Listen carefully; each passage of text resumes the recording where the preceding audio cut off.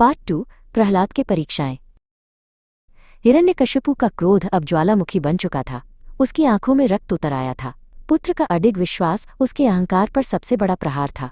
उसने अपनी सभा में गरजते हुए कहा, इस बालक की धृष्टता अब सहन नहीं होगी, इसे मृत्युदंड दिया जाए। हिरण्यकशिपु का क्रोध और बढ़ गया। इसे पागल हाथियों के पैरों तले कुचल दो, उसने आदेश दिया। एक मदमस्त हाथी को प्रहलाद की ओर छोड़ा गया। हाथी चिंघाड़ता हुआ दौड़ा, धरती कांप रही थी।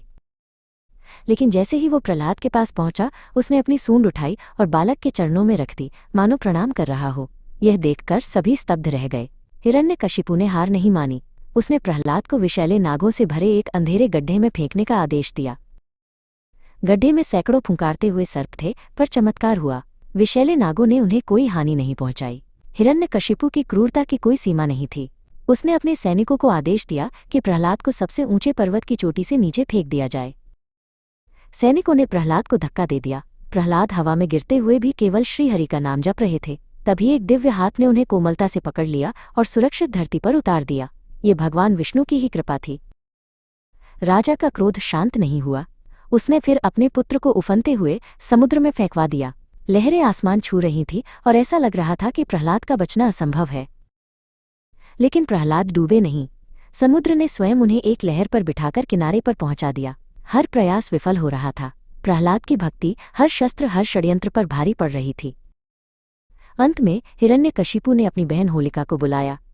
होलिका को ब्रह्मा से एक ऐसी चादर मिली थी जिसे ओढ़कर आग में बैठने पर भी उसे कोई हानि नहीं हो सकती थी। एक विशाल चिता तैयार की गई। होलिका उस चादर को ओढ़कर प्रहलाद को अपनी गोद में लेकर चिता पर बैठ गई। चिता में आग लगा दी गई।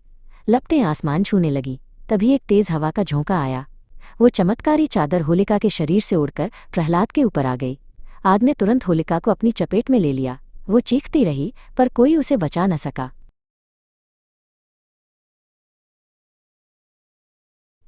दूसरी ओर प्रहलाद उस चादर के नीचे सुरक्षित बैठे नारायण का नाम जपते रहे।